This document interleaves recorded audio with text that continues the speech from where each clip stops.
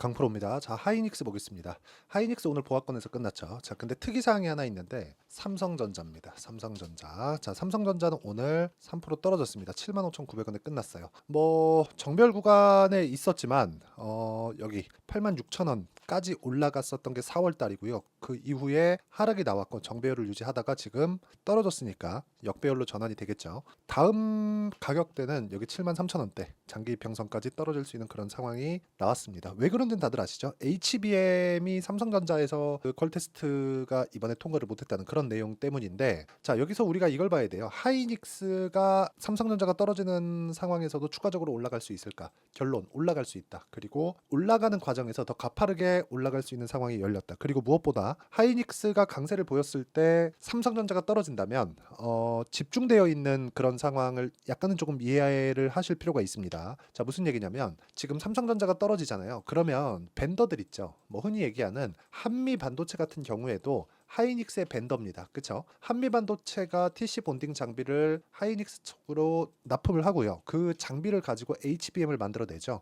자, 한미 반도체 같은 경우에는 HBM을 만드는 한 공정에 대한 장비를 책임지고 있는 겁니다. 그걸로 인해서 돈을 벌어요. 그런데 삼성전자가 벤더 기준에서 보면 하이닉스보다 더 많겠죠. 그렇죠. 자, 그렇다는 건 전체적인 시장의 조금 상승 범위가 줄어들 수 있는 그런 효과를 가져올 수 있습니다. 이 구간에서 우리가 하이닉스를 매매하는 게 쉽지 않을 겁니다. 보유하고 있는 측면에서도 사실상 20만 원까지 올라왔으면 적자 구간을 딛고 아무리 이슈가 있다고 하더라도 그쵸? 7만 원대부터 20만 원까지 올라왔으면 거의 한 3배 가까이 올라온 거기 때문에 그것도 다른 뭐 작은 종목도 아니고 하이닉스면 한국 시장에서 2등 종목이잖아요. 그런 종목군이 이렇게 많이 올랐다? 그러면 약간 부담이 있는 것도 사실입니다. 그런데 이걸 보셔야 돼요. 엔비디아의 실적. 엔비디아의 실적은 거의 뭐 파괴적인 실적이 나왔습니다. 근데 여기서 우리가 하나 더 보셔야 될 게 하이닉스가 돈을 어디서 받나요? 지금은 엔비디아에서 받죠. 그렇죠? 자, 그러면 엔비디아의 실적이 좋아진다는 건 하이닉스의 실적이 추가적으로 좋아질 수 있다는 내용입니다.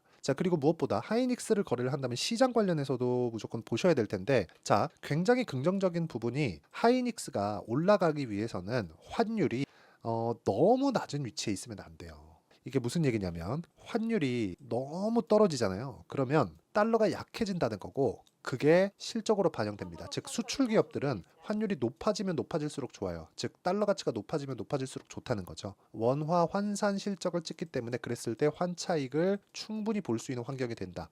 근데 환율이 올라가려면 뭐가 돼야 돼요? 삼성전자가 올라가야 된다. 삼성전자가 가격대를 딱 붙이고 있고 그게 삼성전자에 국한되어 있는 문제라면 하이닉스는 당연히 호재거리가 되죠. HBM을 지켜온 전 개인적으로 하이닉스가 HBM을 선점하게 된 게 삼성전자가 너무 못 따라오고 있긴 하지만 운이 좋다고 생각을 하는데 뭐 세상 일 다 그런 거 아니겠습니까? 그쵸? 결국에는 삼성전자도 따라 붙겠죠. 근데 지금 최대한 먹을 수 있을 만큼 먹어야 된다. 근데 여기서 보셔야 될 게 있습니다. 지금 보면 전체적인 내용이 다 좋죠. 삼성전자가 이렇게 처지는 상황이 나올 때 하이닉스가 부각될 수 있는 점 이게 중요하고요. 그리고 디램 쪽에 항상 문제화 되었었던 재고에 대한 문제, 그쵸? 재고에 대한 문제가 전혀 없다는 점. 내년 물량까지 전부 다 없어요. 그쵸? 판매 종결됐습니다. 근데 솔드 완판 없습니다. 재고가. 그쵸? 만들면 만드는 족족 나가요. 그래서 뭐가 나왔죠? 청주에 짓고 있는 M15X 공장. M15X 공장까지도 지금 HBM 공장을 일부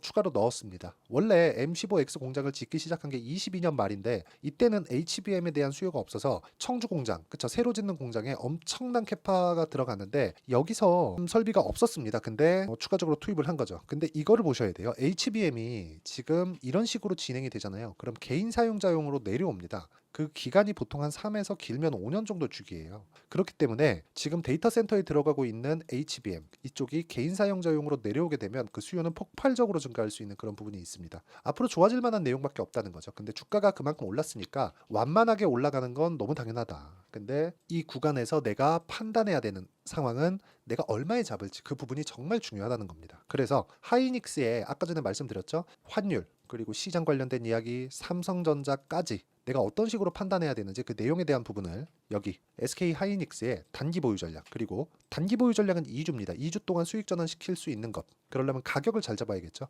이 내용에 대한 부분 당연히 HBM 관련된 내용이 포함되어 있고요. HBM 관련된 내용과 함께 삼성전자의 상황과 빗대어서 하이닉스를 봤을 때 어떻게 잡아야 되는지, 즉 실시간 타점에 대한 부분을 제가 문자로 공유를 해드리도록 할 테니까 상단에 있는 전화번호로 하이닉스라고 문자 보내주시는 분들에 한해서만 제가 단기 보유 전략, 가격 관련된 이야기죠. 그리고 실시간 타점을 제가 문자로 공유를 해드리도록 하겠습니다. 자, 이걸 보셔야 돼요. 주식시장은 미래 가치를 반영합니다. 그리고 그 미래 가치는 가격이 먼저 반영하죠. 즉 실적보다 가격이 더 빠르다는 겁니다. 그렇기 때문에 우리는 실적에 대한 부분을 먼저 보기 전에 가격에 대한 부분을 봐야 되고요. 가격이 올라가는 종목군들을 따로 뽑아서, 즉 신고가 구간에 있는 종목군들을 따로 뽑아서 타점을 실시간으로 잡아내는 게 중요하다. 근데 그 기간은 2주 안에 수익 전환 시켜야 되는 게 중요하고요. 하이닉스 그냥 대기업이야, 우량주야 하면서 그냥 꾸준히 내가 보유할 생각을 가지고 있다, 이건 잘못됐다는 거죠. 그렇기 때문에 지금 제가 계속해서 말씀드리고 있는 내용 중에 하나가 가격을 판단했을 때 내가 꾸준하게 수익을 볼 수 있다는 점입니다. 그리고 환율 관련된 내용도 삼성전자가 떨어지고 있으면 하이닉스는 추가적으로 더 올라갈 수 있는 환율에 대한 환경이 된다. 즉 매크로 단에서도 긍정적인 내용이 된다는 거죠. 뭐 뉴스나 그런 부분들 사실상 살펴볼 필요가 없어요. 이 관련된 내용은 기본적으로 젠스덩 CEO, 그쵸? 엔비디아의 CEO입니다. 젠스덩 CEO가 나와서 다 얘기를 한 부분이에요.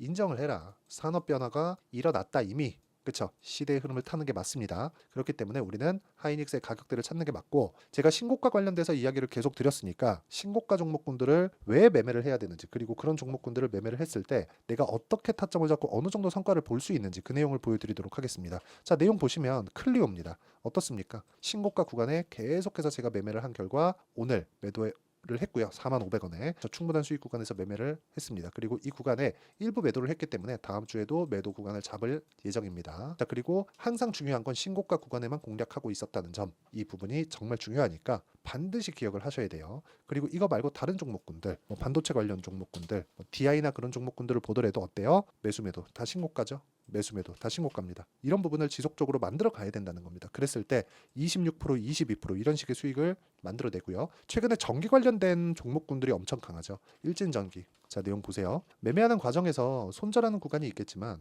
그렇죠? 근데 2%, 1% 이런 식으로 수익을 보고 뭐 13%, 8% 이런 식으로도 수익이 계속 나올 수 있게 만들어야 된다. 근데 이런 종목군들에 대해서 가장 중요한 내용은 가격을 먼저 보고, 즉 고가 구간에서 매매를 해야 되는 부분이 필요하고, 돌파했을 때 내가 어떻게 판단을 해야 되는지가 정말 중요합니다.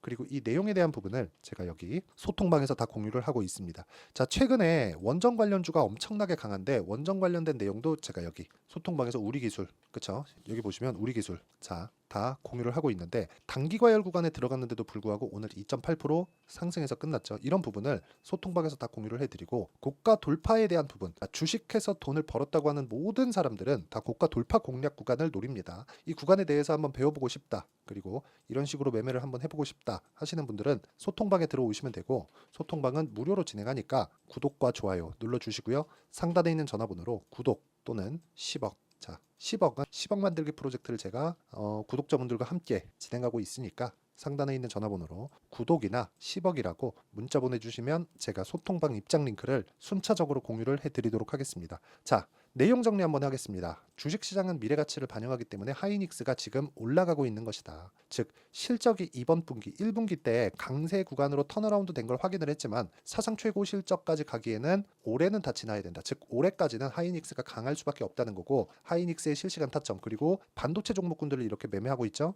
이런 반도체 종목군들의 실시간 타점을 제가 소통방에서 공유를 해드리니까 상단에 있는 전화번호로 구독이나 10억이라고 문자 보내주시면 되고, 무엇보다 이렇게 매매를 했을 때 내가 어떻게 가격 판단을 해야 되는지 그 내용에 대해서 제가 다 이해를 시켜드리도록 할 테니까 영상 끝까지 시청하시고요. 모든 분들이 성공 투자하셨으면 좋겠습니다. 자, 24년도가 돼서도 시장은 여전히 어렵습니다. 자, 근데 시장은 항상 어려울 거예요. 앞으로도 계속해서 어려워질 겁니다. 자, 근데 제가 매월 대시세 종목을 구독자분들에게 공개를 합니다. 자, 내용을 보면 12월 달에 실제 공개를 했었던 강프로의 대시세 종목에 대한 내용인데, 대기업을 상대로 안정적인 매출 구조를 가지고 있고요. 그리고 현재 주요 거래처는 삼성전자, 인텔, 하이닉스, TSMC, 해외에 반도체 관련된 기업이라는 걸 알 수 있죠. 그만큼 1월 달에 제가 보고 있었던 종목은 반도체 관련주라는 걸 알 수 있습니다. 공개를 해드리면 요 내용입니다. 여기 어보브 반도체, 그쵸? 실제 제가 거래한 내용을 공개를 한 거고요. 수익에 대한 크기를 보면 공략한 시점, 제가 가격대를 함께 공개를 해드렸는데 공략한 시점부터 21%의 수익 마감이 된 것을 확인해 볼 수가 있습니다. 자, 근데 지금도 마찬가지입니다. 지금은 어떤 이슈가 있을까요? 2월 달에 발표한다는 기업 밸류업 프로그램이 있죠. 근데 그걸로 인해서 지금 2월 달에 발표한다고 이야기가 나온 상황이고요. 무엇보다 우리가 생각해야 될 내용은 한 가지입니다. 어떤 이슈나 그리고 어떤 상승할 수 있는 내용으로 인해서 주가가 올라가는 것은 맞죠. 하지만 가격이 먼저 반영한다는 걸 반드시 알고 있어야 되고, 그런 내용에 대한 파악이 되었을 때, 그쵸? 여기 어보브 반도체처럼 21%, 그쵸? 대략 3에서 4일 동안 20% 이상의 수익을 먹을 수 있고요. 그리고 여기 HLB 같은 종목처럼 대략 일주일이 채 되지 않는 기간 동안 30%의 수익을 낼 수 있습니다. 자, 그러면 답은 나왔어요. 재료에 대한 부분보다 중요한 게 가격이다. 자, 근데 지금 시장에 쏠려 있는 게 뭐죠? 2월 달에 발표하는 기업 밸류업 프로그램에 대한 내용이죠. 자, 그러면 우리가 이쪽에다가 지금 집중을 해야 될까요? 그 내용을 한번 보겠습니다. 기아차의 차트를 보면요. 1월 24일 날 정부단에서 입김을 불어넣은 이후에 시세가 강하게 발생한 것처럼 보이지만 애초에 12월 달부터 신고가를 달성했다는 걸 확인할 수 있습니다.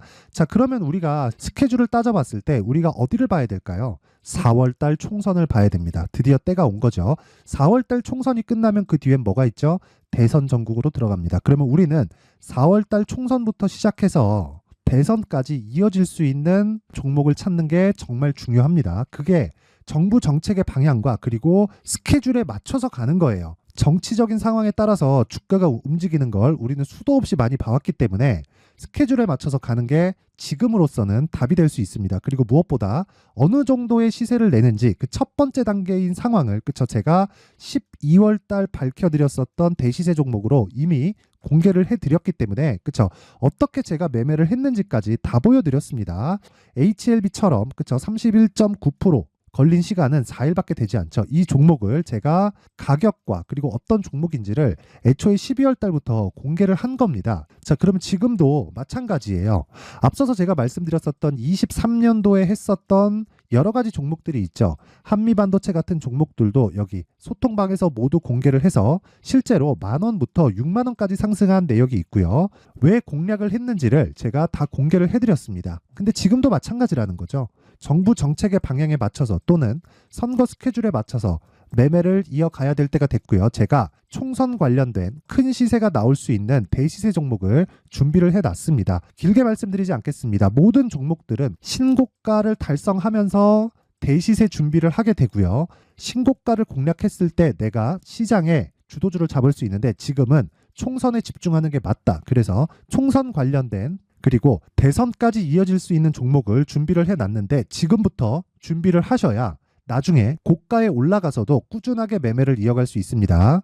자꾸 막 손절하고 매매하는 과정에서 너무 어렵다 하시는 분들은요. 이 종목 딱 받아가서 큰 수익 내셨으면 좋겠고요. 이 종목은 상단에 있는 전화번호로 대시세라고 문자를 보내주시는 분들에 한해서만 제가 총선 그리고 대선까지 이어질 수 있는 종목을 공개해 드리도록 할 테니까 상단에 있는 전화번호로 대시세라고 문자를 보내주시고요. 그리고 구독과 좋아요 꼭 좀 부탁드리겠습니다.